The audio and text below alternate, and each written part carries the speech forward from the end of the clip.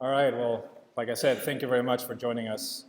Like I mentioned, the last SeaRUG meeting of the year. It's been a pretty cool year for SeaRUG. We've had a number of really good presentations. We've had something that we introduced this year that I'm hoping to really build up on for next year, which is we've had a number of presentations that were by members and attendees of SeaRUG, and we have some proposals for presentations for next year. And part of our effort here at the end of the year, closing out the year and working with our sponsors and putting together the sponsorship packages is we're trying to figure out the best way to bring value to our sponsors, but also encourage them in sponsoring your presentations, your interest coming out here and showing some real life scenarios and real life work to your peers, which I think is fantastic. So as usual, I'm going to try to get off the podium here as quickly as possible. Nobody comes here to listen to me rant. You all come for the main event. So I'll get out of here as quickly as I can. Today we are going to see a presentation on the easy button, BIM and the human element, some of the myths behind that. I was going to be a smartass and have an off button pop up when I talk about introducing the easy button, because that's like the easiest button of all, just turn it off. But anyway, I'll let the professionals take care of the easy button explanations. Thank you very much to Ideate today for sponsoring the event, and thank you also very much to the rest of our sponsors. Just want to kind of put this slide up there, and I'm going to have it again at the end since it's the end of the year, and really give a big thank you to all of our sponsors, not just the executives, but also the premier partners, and a special shout out, as I always like to do, to the associate partners, which hold a dear place in my heart, because it's you guys, your firms, you as individuals, and people that believe that this is a good forum to come and network and collaborate and share ideas and get your firms to stand behind it. And I think that that's absolutely wonderful.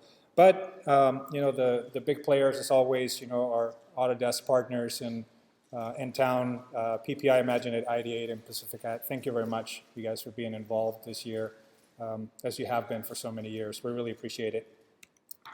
I usually gloss over this slide, but again, in the spirit of it being the last meeting of the year, I really want to give a thank you to everybody else that sits on the board of SeaRUG. It's sometimes it seems like month after month this might go a little bit on autopilot, but the reality is it really doesn't. There's quite a bit of work that goes into making sure that these presentations stay relevant and stay valuable to you.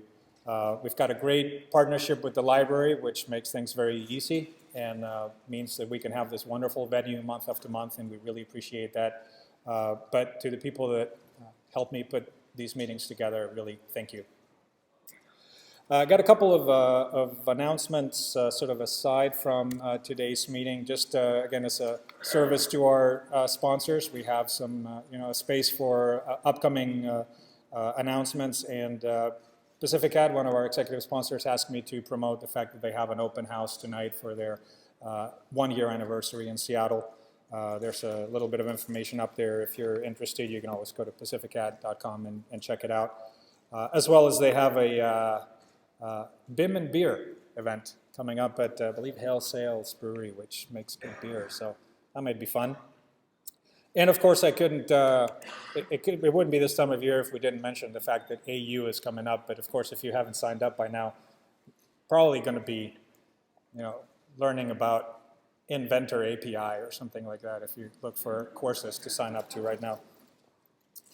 And another slide that makes its way onto our opening deck here every once in a while is employment. And also would like to open this up to the membership, not just sponsors. If anybody has people that they're looking for, you can always contact us and let us know, as people have over the last year.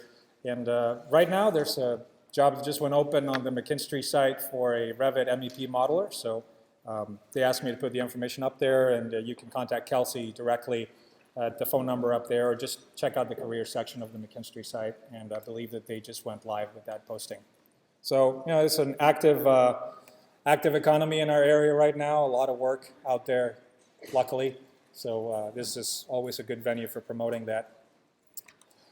As usual, I've got a couple of $25 gift cards at the end of the meeting, so don't go anywhere. We'll have our guest today pull a name out of the hat so that it's somewhat impartial, and we'll distribute a couple of gifts. So anyway, that's it for me. I will talk to you at the end of the presentation again, and I'm going to turn it over to Brian Keeley of Ideate, who has a few words about Ideate, and we really appreciate your sponsorship, Brian. And let me tee up your PowerPoint, and we will get this going. It's the right arrow. Thank you very much. Thank you. Hello, everyone. My name is Brian Keeley. I'm the local rep with Ideate. We're over in the Columbia Tower, 2 blocks away. We have David Haynes here from Ideate up in the back, waving. We have Matt Miyamoto. He's a civil tech. And we have Emily Clark. She's on the architectural side of things. I just want to go over a few things about Ideate really quick. We've been in town now, I think, 8 years. Started with nothing, and now I think with the in the architectural world, we're the largest reseller in Seattle. We've got Modulus here today, presenting for us. And just some real quick info on Ideate. I can't see this without my glasses. It's a pleasure getting old. As far as Ideate, we have the largest technical team on the West Coast. We have, I think, 23 techs now, which include 8 architects, structural specialists, and civil specialists, and visualization specialists.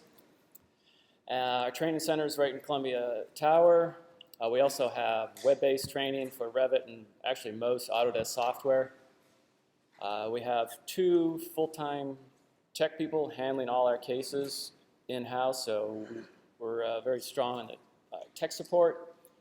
We also do a lot of consulting with the AEC industry, so if you pretty much can handle any kind of support for any Autodesk software. So if you ever need any help, you can reach out to us.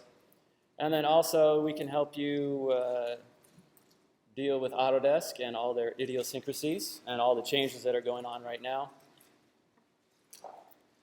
The other thing that Ideate does is that we have now 4 full-time programmers in-house and 2 architects on that team that are running the team. So we write applications that work with Revit.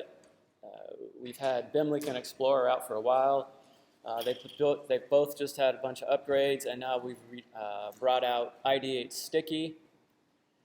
And you can go onto our website.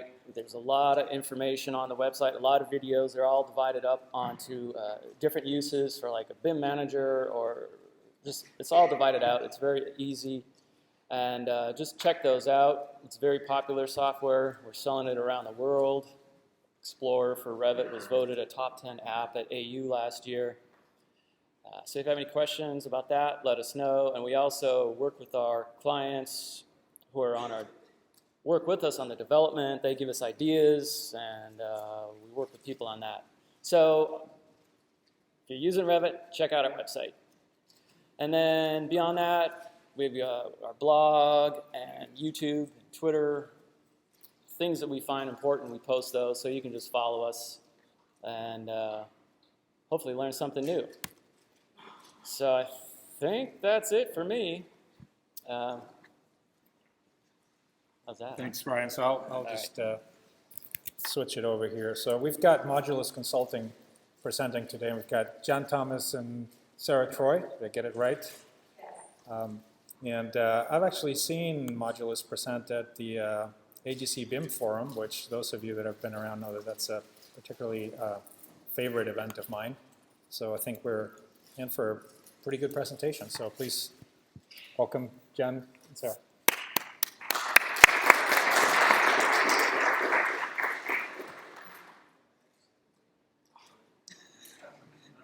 It was supported earlier. That's a cool font.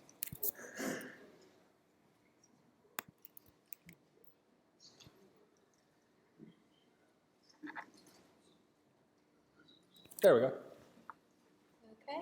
Thank you for joining us. So today we're going to be talking about the easy button myth, BIM and the human element. So just a little bit about us. We work for Modulus Consulting, and we've been working in BIM for 6+ years. And in that process, we've had the opportunity to work on many interesting projects, including a zoo in Qatar, and a microprocessor manufacturing facility, affordable housing, high-rises.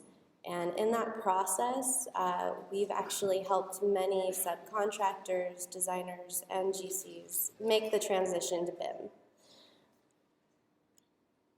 So let's talk about objectives. Today we're going to be talking about why there is no such thing as an easy button. And we'll discuss how people, the human element, play a very important role in BIM, as well as show you successful workflows that we use on a regular basis at Modulus. Okay, so objective 1, there's no easy button. So this is a graph of a hype curve. How many of you have seen this before? Yeah, it's pretty popular. So this is the technology trigger. So with any new technology, you learn about, oh, it can solve all of your problems and do everything for you. And you get this peak of inflated expectations, and that's the easy button. And then you find out it can't solve all of the world's problems, and you hit the trough of disillusionment.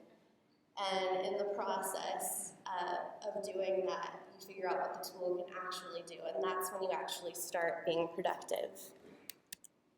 At Modulus, we like to skip the peak of inflated expectations and go straight to productivity. So we are using workflows that champion communication, support timely decisions, provide useful documentation, and allow for accurate milestones. In other words, we like to avoid wasted time. So simply using Revit or Navisworks is not going to guarantee you a successful project. It really requires the proper tools, coordination, communication, and the proper workflows. All right, so let's get into what this human element is.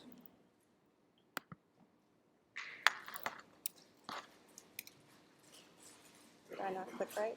There we go. Because basically the robots aren't doing it all for us quite yet.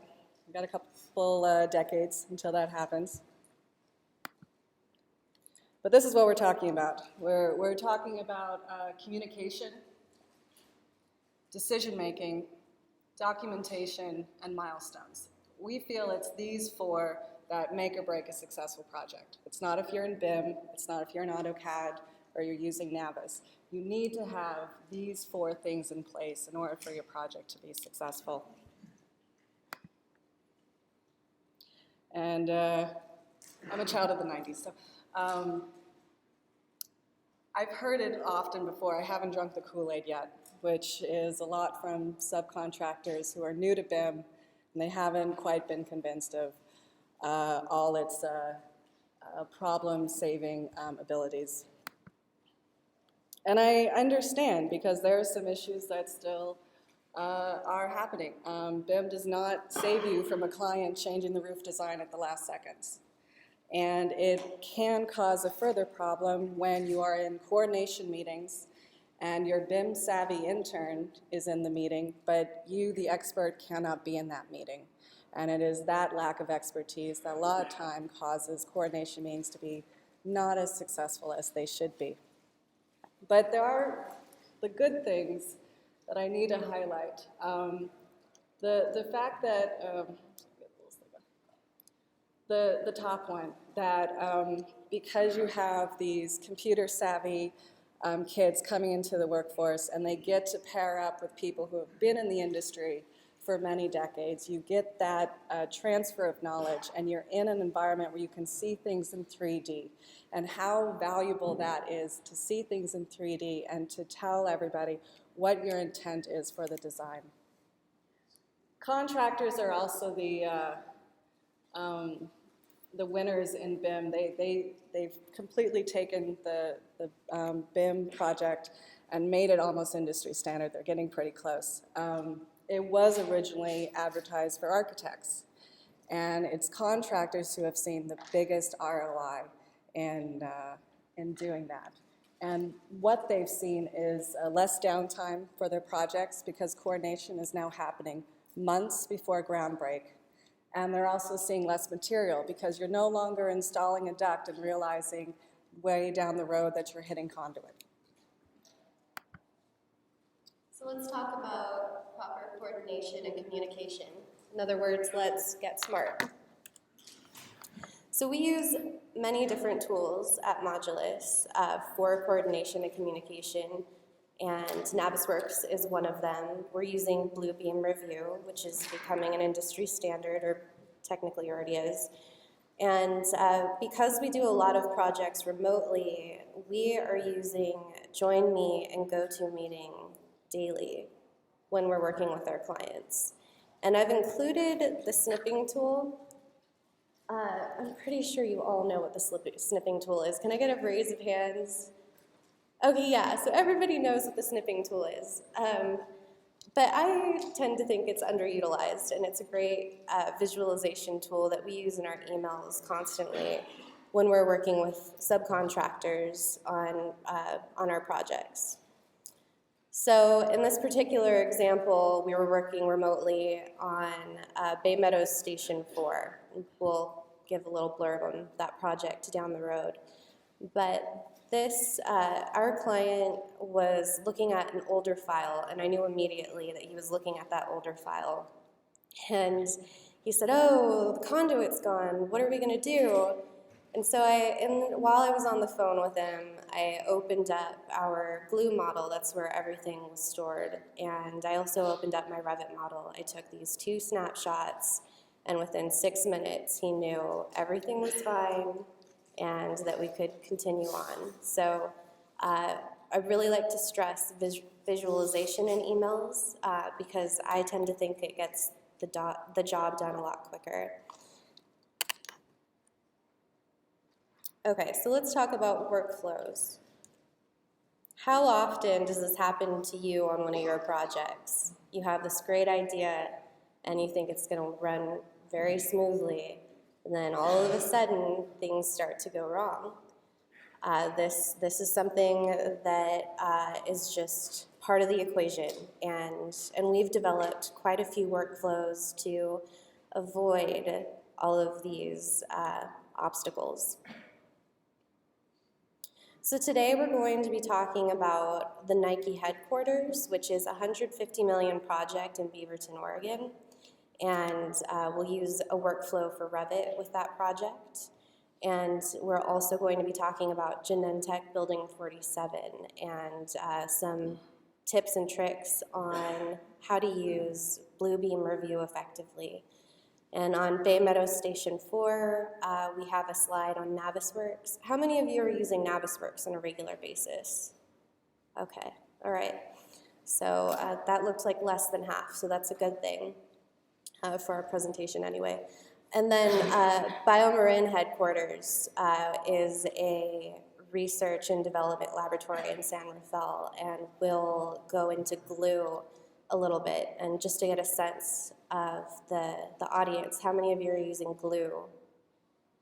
Okay, all right. People know what glue is. Okay, all right. Great, so Nike, we were awarded to coordinate the architectural scope of the fitness and garage center. We worked with Hoffman, who's the contractor. The architect is ZGF. We were very fortunate. ZGF designed the model in Revit, so we had a 3D file to start from. Hoffman, like many of the leading contractors, are requiring everything to be coordinated in 3D before construction. What we have up here is nothing amazing with what the workflow is. It's going to be your standard things where you need to start with gathering. And like all good projects, you need to start with getting all the info before you draw a single line. I will go over the creation. I want to show what the differences are that we've moved into a 3D realm. The review and submit, I know all of your companies have a standard for that, and it's no different in Revit. You need to have accountability, you need to have someone to review the model and ensure that those elements are where they need to be. So gather, there are some great steps. BIM execution plan is something you can ask at the start of every Revit project. It should be there. You need to have that vocabulary, BIM execution plan. There's a standard, this Penn State standard, that you can reference. Is supposed to be the industry standard of what these BIM execution plans are supposed to look like. What we have to ask, a lot of times the project is 3D modeling. At the end of the day, you still need a piece of paper to give to your guys out in the field so that they can install it. And that often is not thought about till the end. So if you have this in mind, know at the end of the project that you are have a deliverable of a plan, a section. Knowing that ahead of time is going to help plan your day and your project. Who is running the coordination meeting? Really, I want to say, be good friends with the people running the coordination meeting. If you're involved in a coordination meeting, you're going to be talking to them every week. Call them up, get to know them, see what they like. It's going to save you in the long run because you are going to be working on solving problems weekly. And as timelines get stressful, it's good to have a good rapport and start on the right foot with them. Backgrounds, of course, what files are you using? Are they 2D, are they 3D? What insertion point are you using? Shared parameters? And then the contact of all the subs, all your team members on this project. Have it handy because if your coordination guy doesn't have the info, you need to go around him and call the other people on the team and see what can be done to solve any clashes or any design conflicts. So this is the fitness center from Revit, and I put up the scope that was written for us in the contract the client signed, and just pointing out that it really is everything. Exterior walls, interior walls, doors, windows, risers, floors, ceilings, and I was speaking to my structural engineer when we were reviewing the project, and he was my buddy in the whole project, got us the work. And he said, Sarah, don't worry, you just need to do king studs and the walls. Later, as I called Hoffman and was good friends with Trey, the Hoffman coordination engineer, said, no, Sarah, this is what they signed up to do. This is everything in your model. And I'm so happy I called Trey, because I got to see this was the deliverables. My structural engineer focused on the structural elements. How to build in 2D. So when AutoCAD showed up in 2D, we were drawing walls with 2 lines, and that represented the wall. And maybe they were drawn 5 inches apart, maybe they were drawn 4 inches and 7/8 inches apart, but they really were 2 lines. And as the document progressed, we added wall tags, we added a wall schedule to further delineate and define what these 2 lines meant. And the set gets more and more complicated as you go on. So how to build in 3D. Because all the information lives within that wall, I understand the frustration when design starts because you are asking questions of elements that generally come later in the design process. But since 3D gives us the opportunity and the challenge to define what this wall is, what is its stud size, what are the finishes, how high does it go? Those frustrations, but clarifications in the design really help bring to light any issues sooner rather than later. What it did clarify was chip. boring old JIP. This was a screenshot I got from the Hoffman engineer. And he said, Sarah, the JIP on your walls is going too high. And I had to call him back. I was like, okay, great, good to know. I'm looking at the wall tag. It's telling me the JIP goes to the deck. And he said, oh, well, I'm looking at the wall tag, and I don't read it that way. It then brought to light how we were reading the wall tag months before they're going to build this. And though it's a small thing of whether JIP goes to the deck or not, it does have big issues with coordination of design.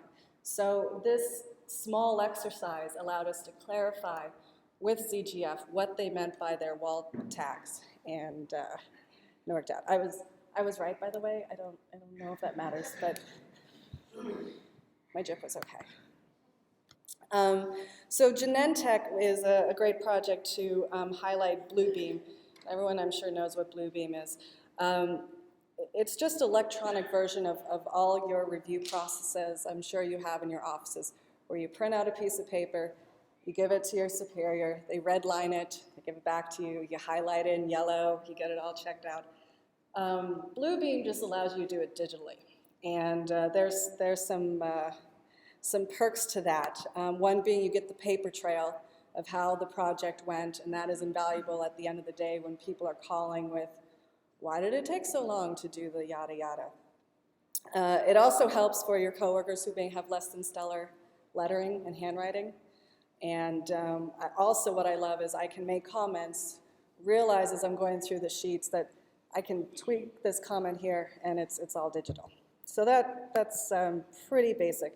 There are two other great features I wanted to highlight, though. One being this document comparability, and this is Nike, but we were able to get Bluebeam to highlight for us automatically where it saw the changes in the PDF, which is vector-based, and that's easy for it to pinpoint. And if you don't always trust the bubbling, the revision clause that the architect is doing, this can help out. And there's some misnomer. I mean, some of this stuff you got to really pinpoint, realize, okay, they just moved the leader.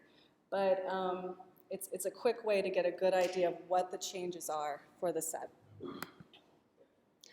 Bluebeam Studio is a central cloud-based point to go for all your documents. If you're working with a team that is in many different states or not nearby, it's a central location for all your up-to-date documents, and it updates live, and it's just one place to go. It can be categorized very easily, and it's secure. You got to have a login and a password. But if you are tracking a lot of different documents and you're working with people in different offices, this is a great option to share that information. Okay, so let's talk about Navisworks a little bit. So Navisworks is not just for general contractors. You can be using this during design to help you figure out any issues that you're having ahead of time. We're using it with subcontractors prior to coordination meetings. We're not depending on the person running the coordination meeting to find these clashes. We're being proactive about it. So we initially get all of the files from all of the different disciplines and combine them. And then even before the meeting, all of these steps have to happen. Preparation is very important. And one of the big issues we're seeing is that not all of these files are aligning together for various reasons. And I also am noticing with a lot of our projects that some people are trying to do multiple levels at a time. And I would highly suggest not doing that. It's better to break it down. It's much easier to assign clashes to people if it's by level or by sector of the building, if it's a very large building. So then the next step is finding clashes. So when we're finding clashes, we follow two steps. We use the clash detective tool, which is in Navisworks, and then you get 1,000 different clashes. And then we actually fly through the model ourselves and see what those clashes are. And you're going to start to notice that those 1,000 clashes are really only 10 big issues. And that's very important.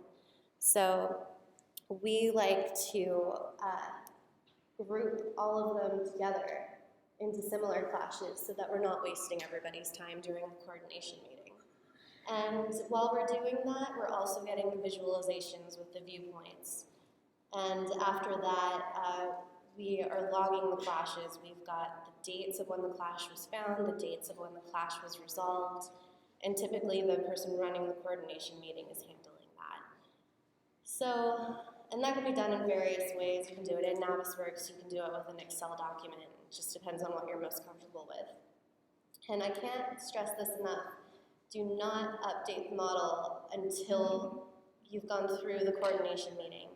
I've seen so many people try to solve all the problems prior to the coordination meeting, and two disciplines moved in the exact same direction and created another clash. So this should be very obvious, but attend the meetings. If you're a subcontractor and you're out in the field, you really should be attending these meetings. Because if you're not able to claim your space and to let people know how it's actually going to be built in the field. And if the model that's being presented at the coordination meeting doesn't match what's happening in the field, we're wasting everybody's time. So during the meeting, you review the clashes and determine the solutions and assign responsibility. And then you give people about a week before the next meeting. That's what we're used to go over those clashes and resolve them. Get on the phone, talk to people, share your screens, use the snipping tool, and really find those solutions as quickly as possible. And then for that level, once you resolve all of your clashes, we require that everybody signs off on those documents. The people out in the field are required to sign off on that level, and we call that a super plot, and I'll show you an example of what that looks like. And then, just continue on with the next level until you get to the end of coordination. So this is really what we're talking about. The accuracy of the model matters. The size has to be correct, the height has to be correct, the bend radius, and all obstacles have to be resolved. So you can see this is a live example of it getting built out in the field just as it was in the model, and that's really what we're working towards. And we're not seeing enough of that, unfortunately. So this is an example of Bay Meadows Station 4, and I want you to compare the two images on the right. So what differences do you see? The top image is the first iteration, and this was our electrical subcontractors' first experience with BIM. And they started to realize very quickly that they weren't claiming enough space. They weren't putting in the cable trays or any of the other elements in the generator room. And the lower image in the left was after 12 weeks of coordination when they finally claimed all of that space, and it was a good thing because there was a lot of stuff that needed to fit into those tiny rooms. And this is what that area ended up looking like in 3D after coordination. So this is an example of a super plot. It's basically all of the subs layered on top of each other onto one PDF. And I want to point out that we have a signature block right here where everybody signs that this is how they're going to build it out in the field. So let's talk about the field for a little bit. Let's talk about glue. So glue traditionally was supposed to kind of replace Navisworks in a way, and we've realized that wasn't really popular for most people. Most people are very comfortable with Navisworks. So we kind of used glue in a non-traditional way on BioMarin, the laboratory project in San Mateo. And our subcontractor took his iPad out into the field. and he started to find issues. And then when he found issues, he would circle them using the tools provided in Glue, and he would document every single issue separately in the markups folder, and then he would email them off to me. And in particular, because it was a laboratory, we were very interested in all of the electrical outlets. So it mattered where these were placed, and I'm not really seeing a lot of that happening in other buildings, and I think there were 5,000 that we had to keep track of in this building, so it was quite the effort. So he would find things like, oh, we were supposed to have another data outlet in this area, so we added it. Or, oh, the data outlet that was here actually needs to be lowered down, so we would do that. Or, oh, hey, the metal framing is in the way, so we're not going to be able to have that at all. We need to just delete it. And then something interesting happened. He actually started to find issues with other subs. So he was able to inform our GC that the fire extinguisher needed to move with metal framing. So he started helping out with coordination with responsibilities that weren't even his. And this is just another example of a clash where we were clashing with this element, and he just had us move it to the other side of the door. So some people are not a huge fan of Glue, and there's another tool out there that I'd like to present. It's called BIM Anywhere. And we personally have not used the tool, but other people in our San Francisco office have used it and enjoy using it. But I will say, while you're watching the video, look out for examples of people screaming easy button, because it's definitely there.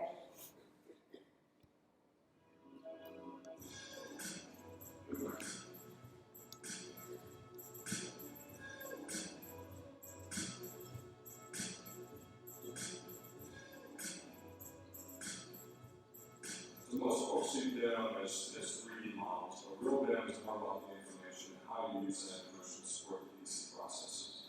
People shouldn't need $5,000 computers to access that information throughout the project delivery. It should be accessible to everyone throughout the entire project.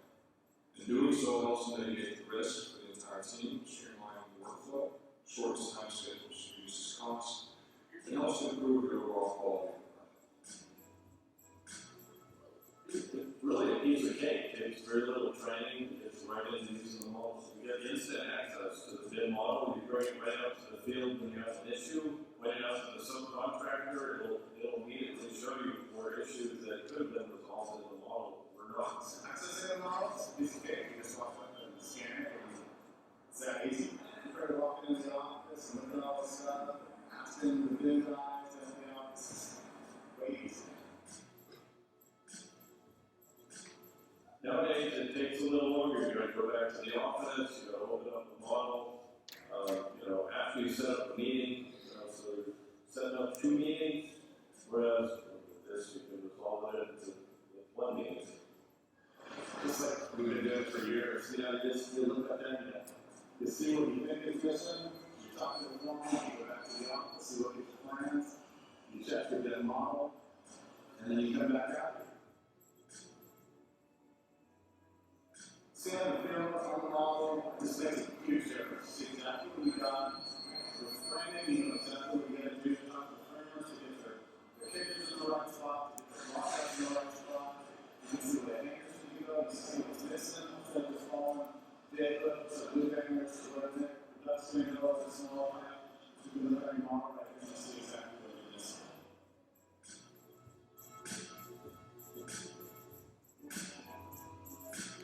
Okay. So how many of you have even heard of BIM Anywhere? Okay. Maybe you learned something today. Okay, so let's talk about staying current with your updates. This is an example of how to do that with Revit.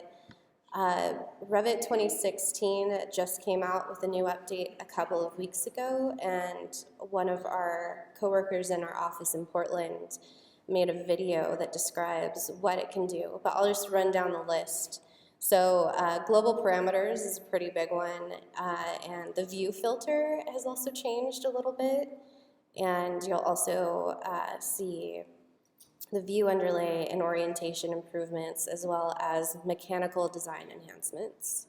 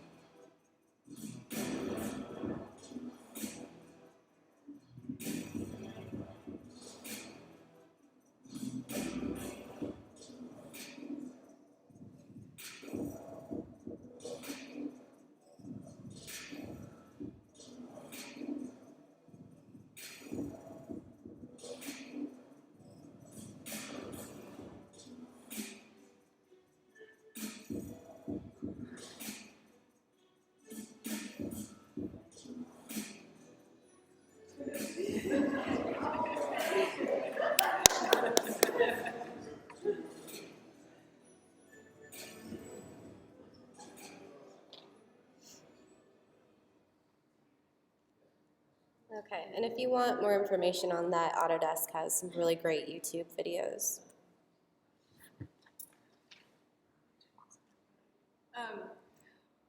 I want to talk about ROI investment. This is the Smart Market Report. McGraw-Hill Construction puts this out. This is the 2014 report. This section was talking about the investment people make into BIM, and we know that there's a steep cost with that starting out. What they showed was where people started really making money. And I would guess that these people were definitely easy button people. I think as you get to this level, they invested in really the expertise and the training and saw it as a tool, not as what is going to make the design for them. And I think this illustrates the point that you can't kind of dip your toe into BIM. Of course, we think it's the industry standard now, and it's, how much better is it in 3D than 2D? So we would like to see this more in all the projects because we feel it makes a better design and makes a more coordinated design, and I think resources are used better. And it's the investment part of it that really has to happen. So if you aren't fully invested yet, and you are doing the ROI, it is statistically correct to think that unless you really do commit, you're not going to see kickback for your investment until you really commit all the way. And I think that means training your employees. I think that means encouraging people to take classes and use the tool. But I think that also means keeping your experts in the project and not just pushing that off on the intern, and teaching them how to use this tool to create buildings. That would be very good if you broke the second half of the picture by the first half of the picture. If you divided up negative, break even, less than, et cetera, by engagement, broke it down by contractor or architect. As an architect, we kind of somewhat facetious with cynical and sarcastic at the same time. It doesn't do me any good at all. I'm not paid for it. Finding clashes makes this somebody tons of money right now. Doesn't make me any money at all. You're a subcontractor in this? No, I'm an architect. Okay. Second thing is that city than the state for my stamp. Are those two equal? Well, here's what I... But if you just broke down the break-even stuff, that's what, like, I'm not saying it's going to be bad or good. I'm not saying that I shouldn't be using building information model. What I'm saying is it'd be interesting to look at the break-even when I start making money and engagement based on my ability to make money with the product, which is that half of the slide. That would be a very interesting number to see. Yes, and I think that's on the next page of the report. Just, I didn't include all the report, but I wanted this point to be made. Don't stick your toe in the water and expect all the glory. But we're at the end, so we can ask more questions. What we hope to use to show you today are some quick tools that maybe you haven't been using or weren't aware of that you can incorporate easily into your current projects. We hope we've definitely illustrated the point that we still need to be talking to each other. We need to be sending each other pictures of the model, issues that we're working with, and we need to call each other up on the phone and work this out and not and get rid of this illusion that BIM is going to solve all our problems. And yeah, hopefully some workflows. I'm sure what we've had isn't too different than what you're working in your office, but maybe we brought up some different vocabulary and nuggets to work into what's going on with your current projects right now. And I know there's a raffle, and I'd stick around for the raffle too, but if you can't stick around for the raffle and you don't have time to ask us any questions, this is our info. Please shoot us any questions you have, anything that we can let you know about our experiences and help in any way. Email us, you can tweet us. It's so weird to say. You can, yeah, and so thank you all for listening.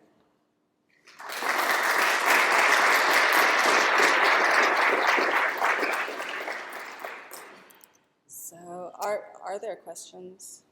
With the BIM Anywhere and the Bluetooth, how are you overcoming obstacles in terms of enough Wi-Fi reception in an active construction project for people to be able to device?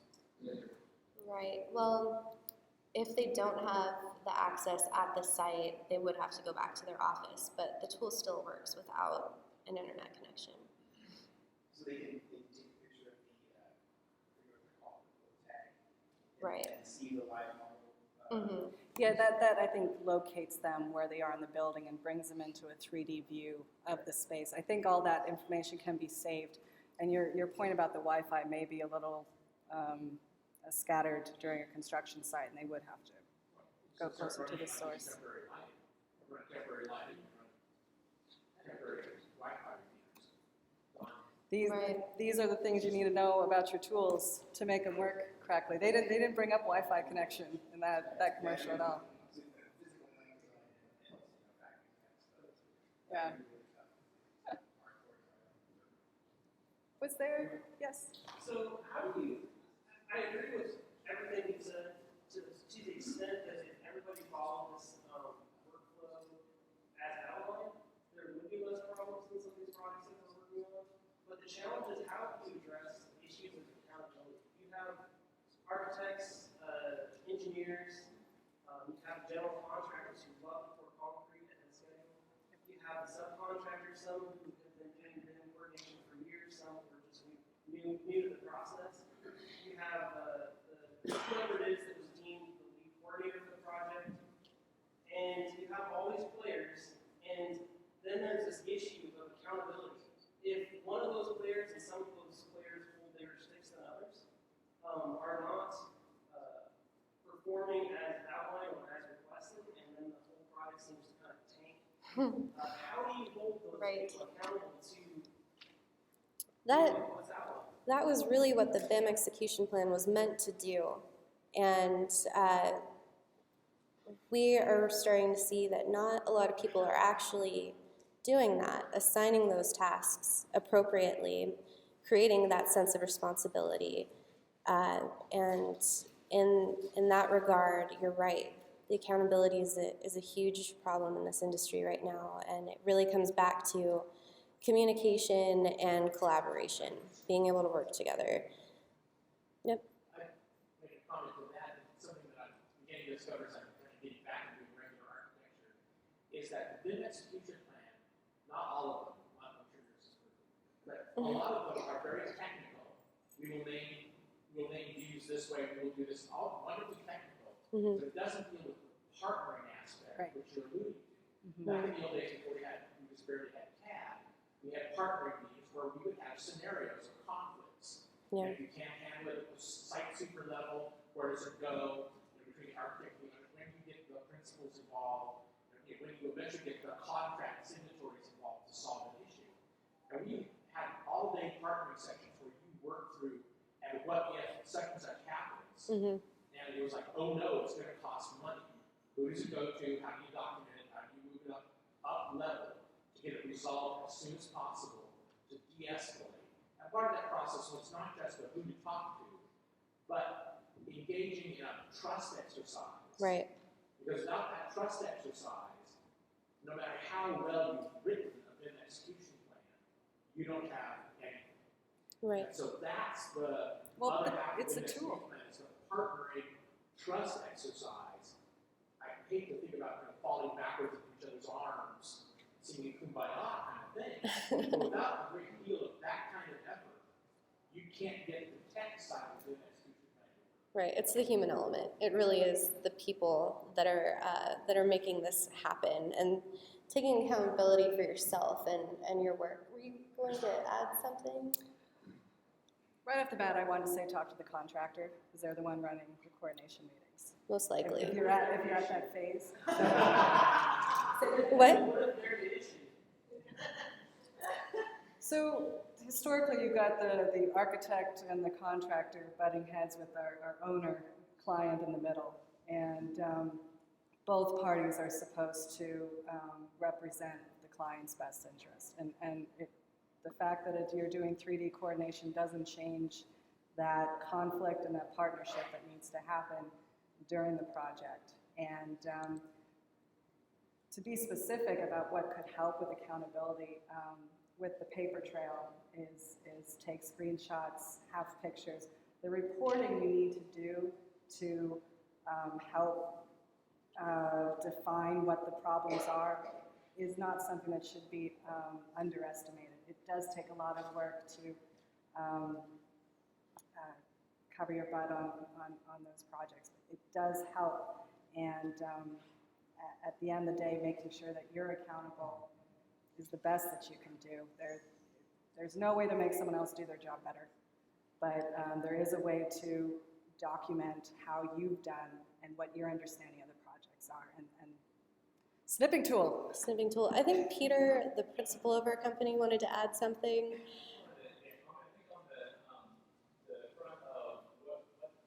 Really drives, when you have people that are not performing, you have people that disagree on scope and stuff like that. Like you alluded to, it's going to come back to contracting. If the contract is just set up to be, there's been language in there, you can use that as a tool to hammer this up, or whoever it is that's not performing for the contract as the threat, as the hey, we're going to hold hands or whatever, until you do this and deliver this, and that's done a lot. But what we're seeing start to emerge on some projects is contract types like integrated project delivery, where people have shared risk and reward. So rather than just being a threat, it's an incentive.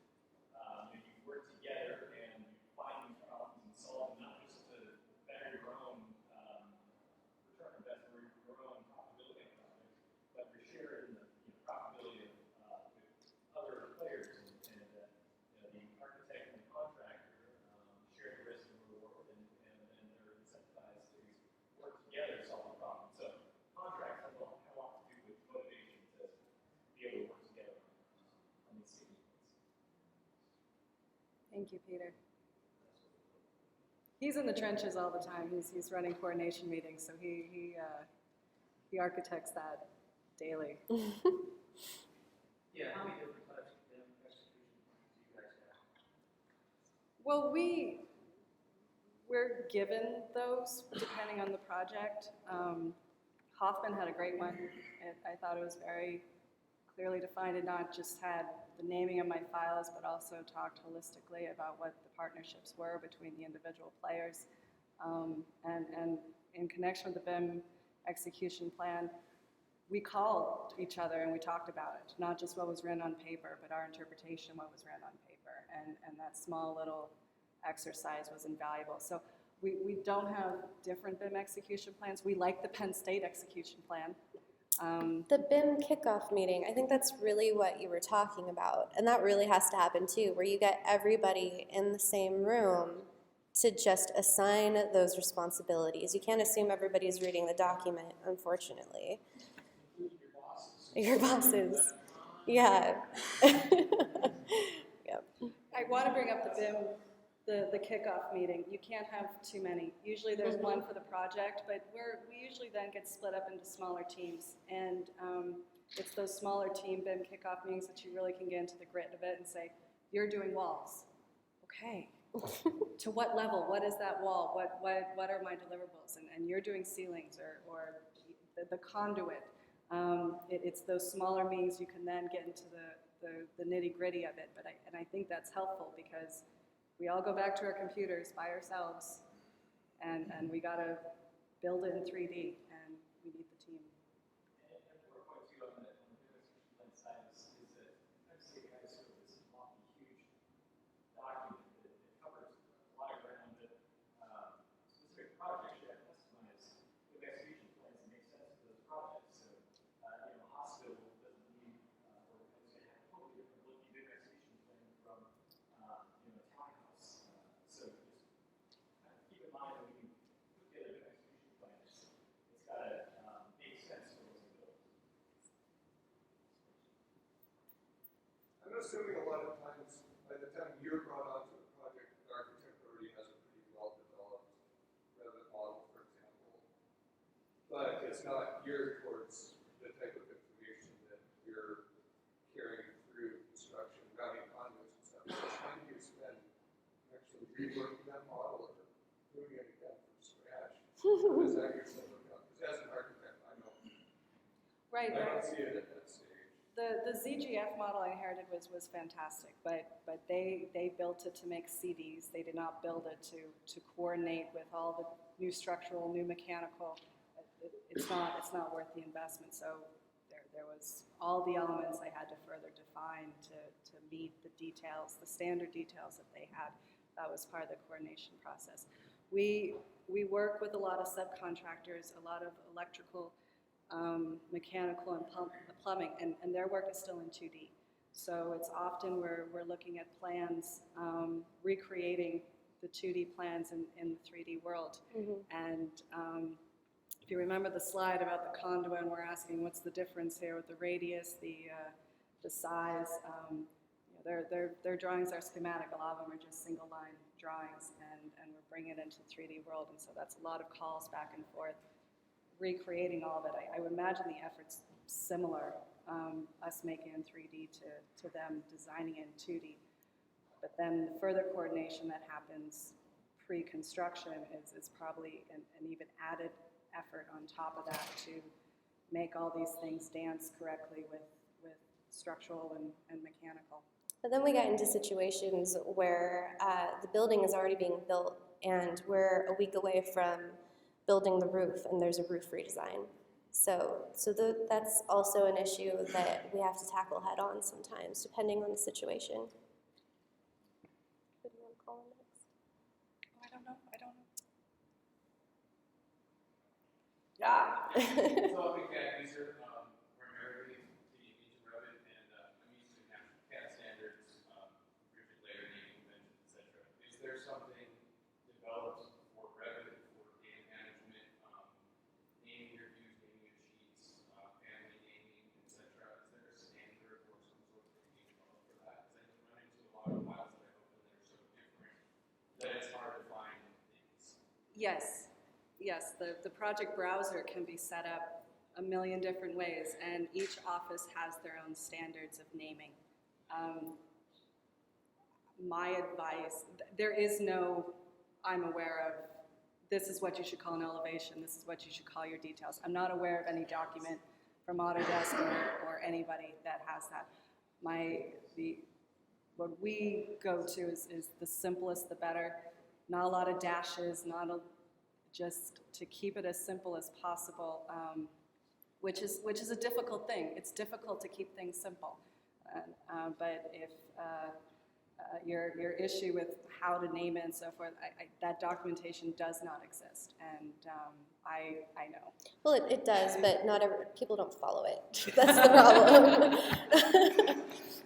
Well, so I'm going to, just in the interest of time, I'm sure that you guys are going to hang out for a little bit longer if you want to come down after the meeting and bring up more questions. I think that'd be great. But please help me thank Jenn and Sara.